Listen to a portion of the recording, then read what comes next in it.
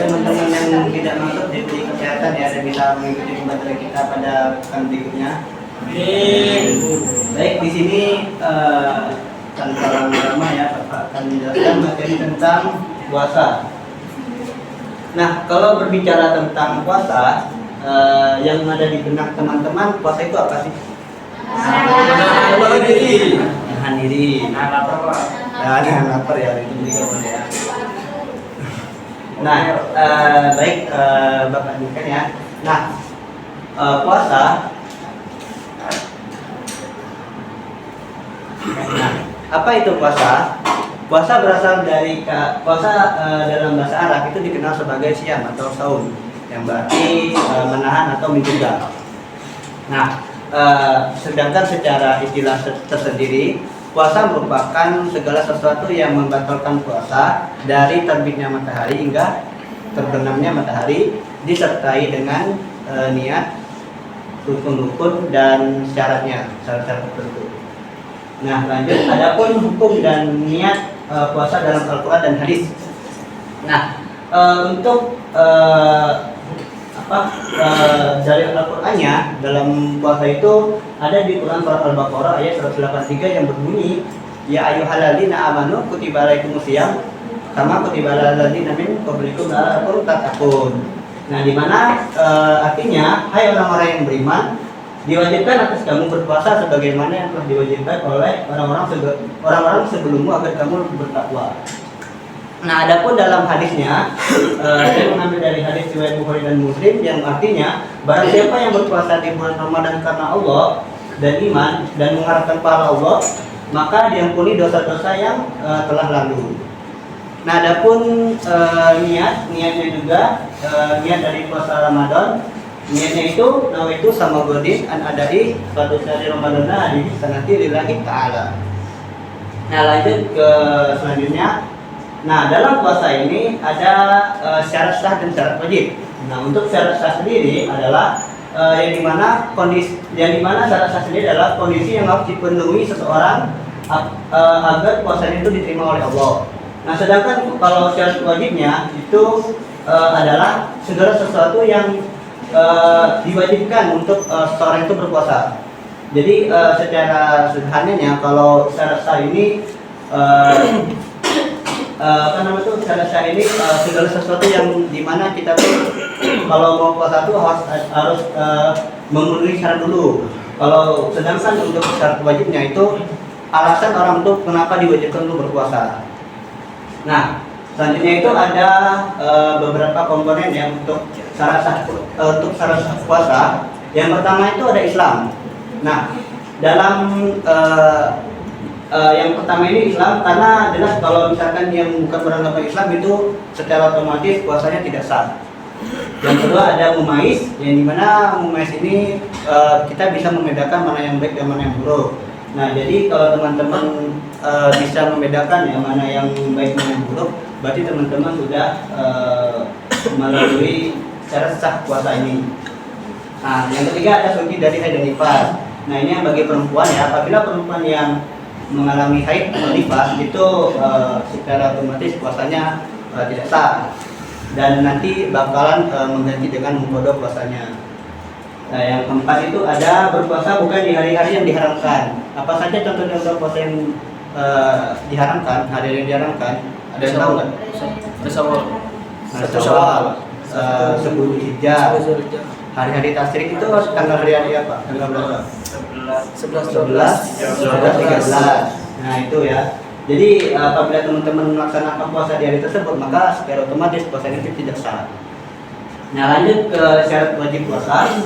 Nah, ada pun syarat wajib puasa ya. Yang pertama itu Islam, jelas ya. Bagi kita yang beragama Islam itu diwajibkan untuk berpuasa dan mereka berpuasa, apalagi puasanya puasa Ramadan.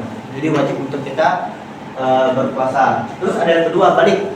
Nah, apabila kita telah menyentuh masa balik, yang dimana ditandai dengan kalau perempuan kan menstruasi ya, menstruasi, kalau laki-laki mimpi basah. Nah, apabila teman-teman sudah melewati masa ini, berarti teman-teman sudah diwajibkan untuk berpuasa.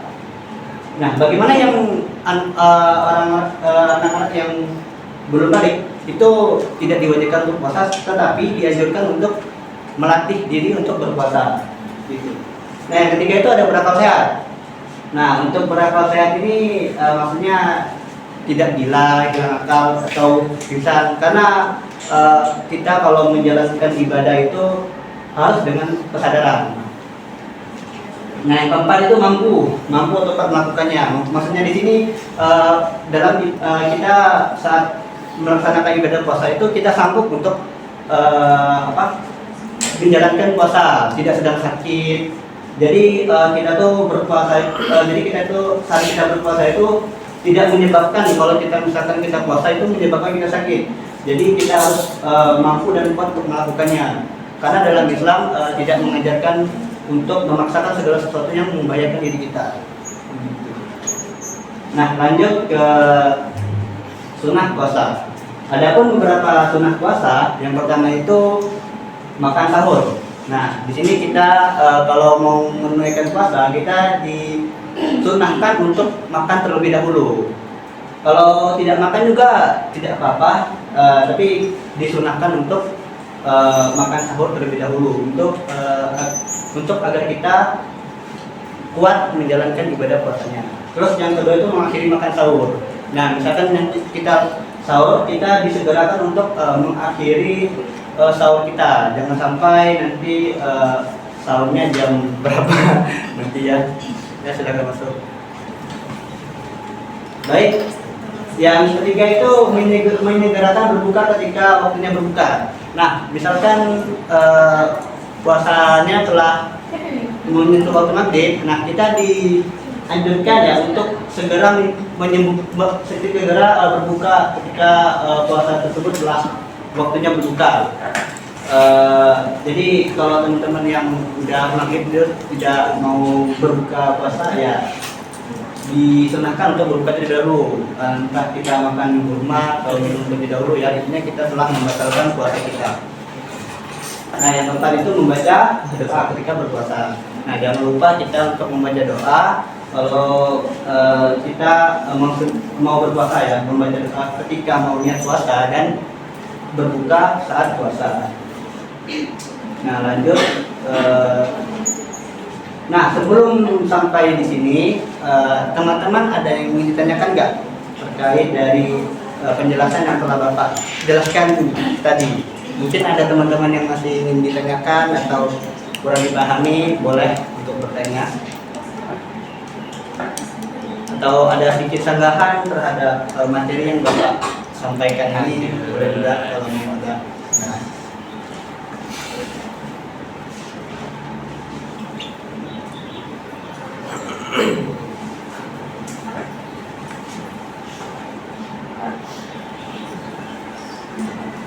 Pak, baik kepada Nak Rehan, silakan. Baik, terima kasih sebelumnya Pak. Karena nama saya Rehan. Jadi ingin bertanya Pak tentang niat puasa Pak. Ya. Jadi kalau di kampung karena kalau habis maghrib itu kan rata-rata habis sholat berjamaah itu dibantu niat bersama-sama ya. Nah, itu ada beberapa daerah yang saya lihat itu niatnya berbeda harokat Pak. Jadi contohnya gini, nawaitu somalodin an adai partisari Ramadhani ya, dia kasrol hadis nanti dari Ta'ala. Terus ada juga nawaitu somalodin an adai partisari Ramadhana. Nah itu fathah. Itu kalau dari lihat emang bisa secara keseluruhan bacaan sama, tapi di Ramadhani sama Ramadhana itu kenapa bisa kasrol sama fathah ya Pak? Yang benar yang mana Pak? Terus penjelasannya gimana tuh Pak? Oh, baik. Sebelum itu saya mau bertanya kepada Narian, itu terjadinya di mana ya? Apa? Di kampung kan atau di kampung? Di kampung ya. Iya. Oh, berarti ada kesalahan baca antara Ramadan dan Ramadhani. Jadi yang Ramadan itu salah Pak ya? Yang benar yang mana Pak? Yang benar yang mana Pak? Tahu Bapak ya, selama Bapak menjalankan ibadah puasa ini yang Bapak baca itu Ramadhana. Ya, Ramadhana. Kalau Ramadan itu mungkin orang-orang punya perspektif lain. terkait niat tersebut. Karena saya juga walau-walau ya kurang paham ya kalau soal tanda-tanda gitu, dan yang kalau yang sering Bapak bacakan itu ya Ramaduna pakai kata orang dulu. Boleh terima kasih Pak. Baik, terima kasih. Baik, Bapak lanjutkan ya untuk materinya. Nah, adapun hal-hal yang memakruhkan dan membatalkan puasa. Nah, yang pertama itu yang membatalkan puasa, yang pertama jelas ya, makan dan minum dengan sengaja. Dimana kan keutamaan dari puasa itu kita kan menahan diri ya dari makan dan minum. Sebenarnya bukan menahan diri dari makan minum aja, banyak cuman yang paling poin utamanya di sini makan dan minum. Jadi apabila teman-teman menyengajakan untuk makan dan minum, secara otomatis teman-teman telah membatalkan puasanya. Terkecuali teman-teman tidak sengaja lupa pada saat menaikkan puasa, itu nggak masalah kalau lupa. Tapi kalau sengaja itu dipertanyakan jalanannya. Nah, yang kedua itu murtad. Nah, murtad ini jelas ya, keluar dari Islam ya. Apabila teman-teman murtad keluar dari agama Islam, secara otomatis teman-teman telah membatalkan puasa. Bukan membatalkan, di mana tidak diwajibkan untuk berpuasa karena bukan dari bagian dari agama Islam. Yang ketiga adalah muntah dengan sengaja. Nah, apabila teman-teman melakukan hal ini, muntah secara sengaja ya, nggak ada udurnya. Nah, teman-teman juga membatalkan puasa. Seperti karena dengan muntah itu kan kita akan mengeluarkan makanan ya yang ada di dalam tubuh kita ya. Jadi secara nggak langsung muntah dengan sengaja itu dapat membatalkan puasa. Lanjut, bersetubuh dan atau melakukan hubungan sama istri pada siang hari. Nah, teman-teman walaupun teman-teman sudah menikah, tetapi teman-teman melakukan hal ini pada saat teman-teman berpuasa, itu tetap membatalkan puasa teman-teman. Apalagi ya pacaran ya, hubungan sama dia membatalkan, apalagi pacaran. Nah, lanjut yang kelima, keluar dari haid dan nifas. Nah, ini yang khusus untuk perempuan ya. Apabila perempuan pada saat menjalankan ibadah puasa, teman-teman keluar darah haid atau nifas, itu teman-teman batal puasanya dan diwajibkan untuk mengqadha puasanya. Beda kalau dengan sholat. Kalau sholat teman-teman perempuan yang haid itu tidak diwajibkan untuk mengqadha, tapi kalau puasa itu diwajibkan untuk mengqadhanya kalau untuk perempuan ya. Nah, yang keenam ada keluar air mani sengaja. Nah, yang ini yang biasanya dilakukan oleh para laki-laki ya, kalau keluar air mani sengaja. Nah, ini juga bisa membatalkan puasa karena kalau keluar air mani dengan sengaja itu secara otomatis teman-teman tidak suci karena ya mau mandi wajib kalau keluar dari mani. Nah, adapun hal-hal yang dimakruhkan artinya mendekati haram ya dalam puasa. Yang pertama itu berkumur-kumur secara berlebihan. Nah, di mana teman-teman kalau misalkan berkumur secara berlebihan itu dapat memakruhkan puasa teman-teman kalau teman-teman berkumur secara berlebihan. Yang kedua, menyikat gigi berdua setelah digigitnya matahari. Nah, untuk sikat gigi ini juga ada beberapa pendapat yang mengatakan dimakruh atau enggak. Tapi kalau saya sarankan ya, kalau misalkan teman-teman nanya apakah boleh untuk sikat gigi pada saat puasa, itu boleh dan hukumnya boleh makruh. Tapi dianjurkan untuk menyikat giginya sebelum sahur. Kalau bisa untuk menunggu sahur. Nah, yang keempat itu memperbanyak tidur ketika berpuasa. Nah, apabila teman-teman selama berpuasa, teman-teman tidur dari pagi sampai sore, itu dapat memakruhkan puasa teman-teman. Karena dalam puasa sendiri, tujuan puasa itu kan kita kan beribadah nih. Kalau misalkan kita seharian tidur aja kerjaannya, itu kan tidak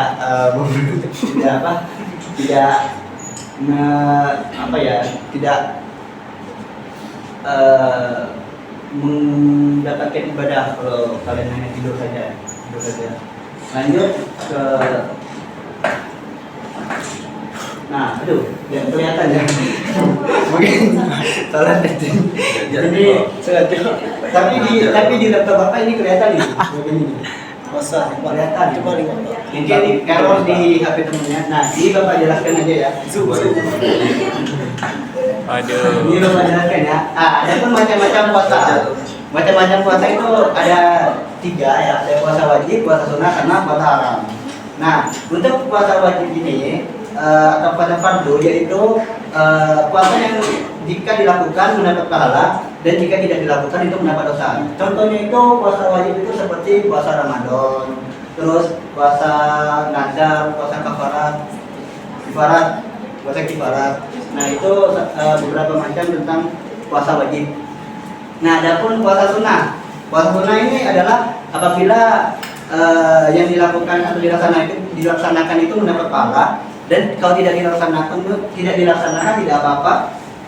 Contohnya itu puasa sunnah tuh ada yang tahu nggak?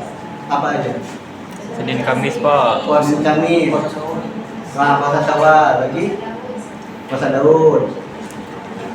Dari yang ketiga ini, apakah teman-teman sudah menjalankan ibadah puasa tersebut? Atau cuma puasa Ramadan aja? Aduh, Ramadan gitu.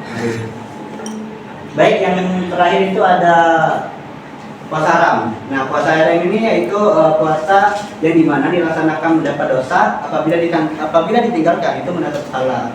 Contoh puasa haram ya seperti tadi yang Bapak jelaskan ya, puasa di hari-hari tasyrik, terus puasa di bulan Syawal dan di bulan Dzulhijjah.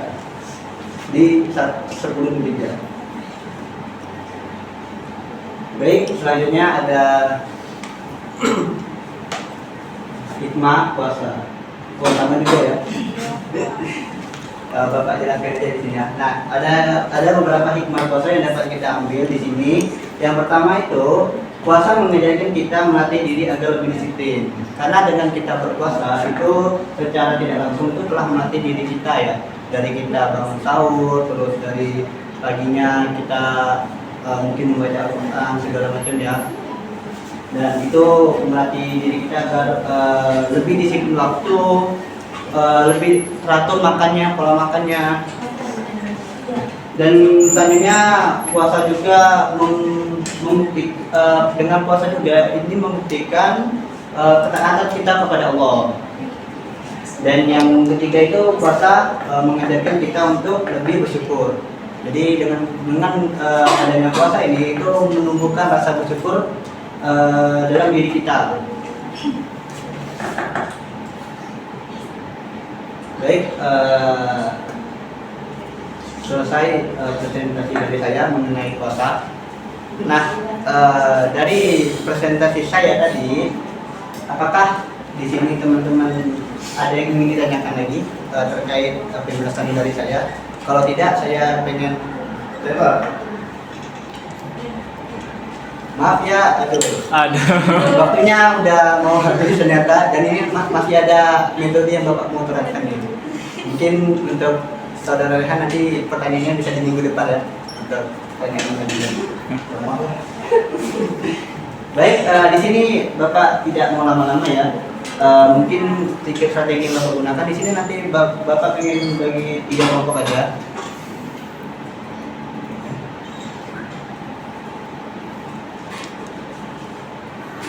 Oh, Bapak bagi kelompok 3 aja. Kelompoknya terdiri dari 5-5-5 karena di sini kan ada 15 orang ya.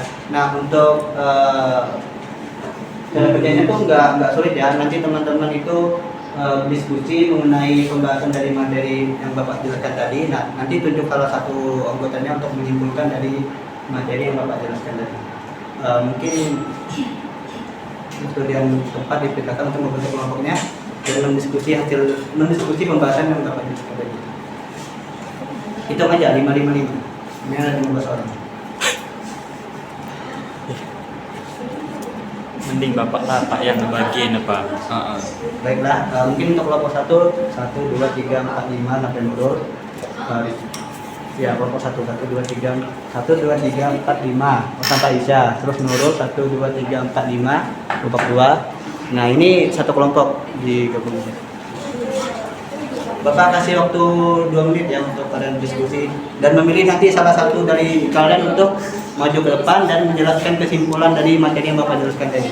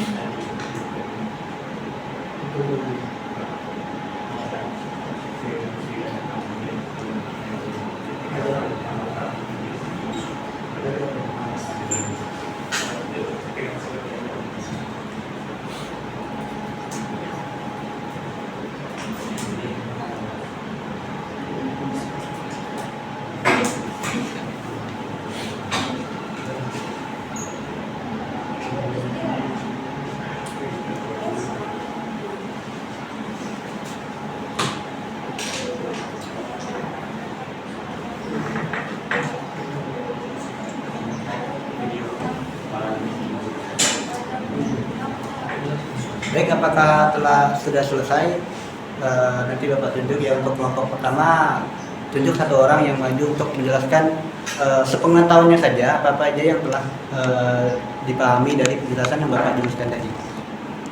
Baik, untuk kelompok pertama, siapa? Jelasin secara singkat saja.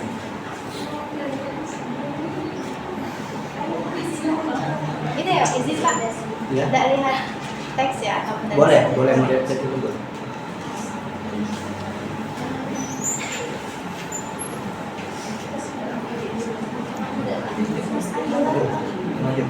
Enggak lah, kemarin dia. Langsung aja, langsung tunjuk. Mas dalam panjang. Kalau nggak ada, Bapak tunjuk nih. Waktu dikit soalnya.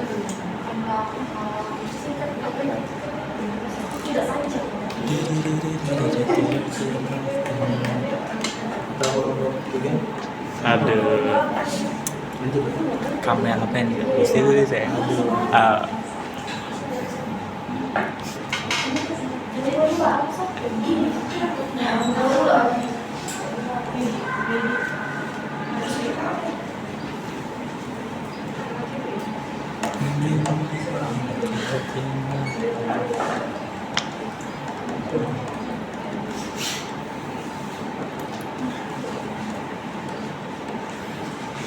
Enggak usah maju ke depan, baca di situ.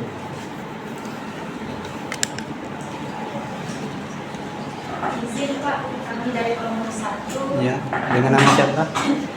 Namanya? Perkenalkan, nama saya Asida, perwakilan dari kelompok 1 untuk mempresentasikan materi yang telah Bapak jelaskan. Baik. Pengertian puasa.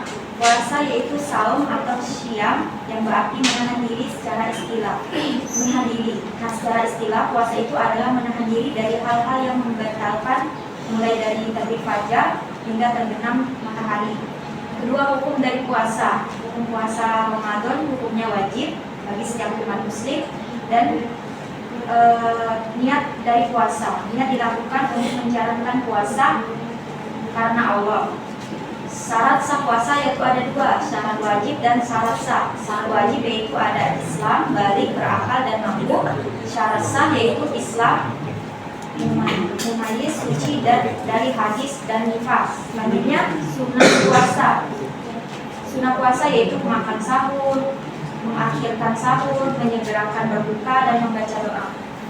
Baik, beri aplaus kepada saudara. Tidak. Baik, mungkin untuk menghemat waktu dikit ya, kesimpulannya sudah diwakili oleh dari Hasidah. Nah, Bapak beri kesimpulan ya terhadap materi ini. Nah, yang dimana puasa ini adalah ibadah yang Islam yang dimana dalam konsekuensi puasa ini itu menahan diri dari makan dan minum dan hal-hal yang membatalkan puasa, dari terbitnya matahari hingga terbenamnya matahari. Dengan karena Allah, puasa tidak hanya melatih fisik tetapi juga puasa membentuk keimanan, kesabaran dan pengendalian diri. Nah, dengan demikian puasa ini bukan sekedar menahan diri, menahan lapar dan haus saja, tetapi merupakan sarana pembinaan diri secara menyeluruh, baik secara spiritual, moral maupun sosial, agar menjadi pribadi yang lebih baik di hadapan Allah dan sesama manusia. Baik,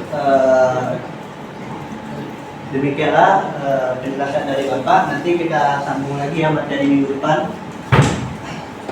Materi minggu depan. Dan nanti Bapak kasih tugas ya sebagai bentuk evaluasi penilaian kalian.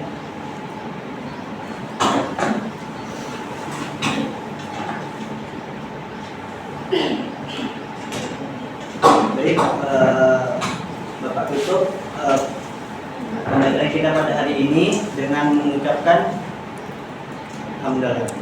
Alhamdulillahirabbil alamin. Baik, Bapak kami, Assalamualaikum warahmatullahi wabarakatuh. Waalaikumsalam warahmatullahi wabarakatuh.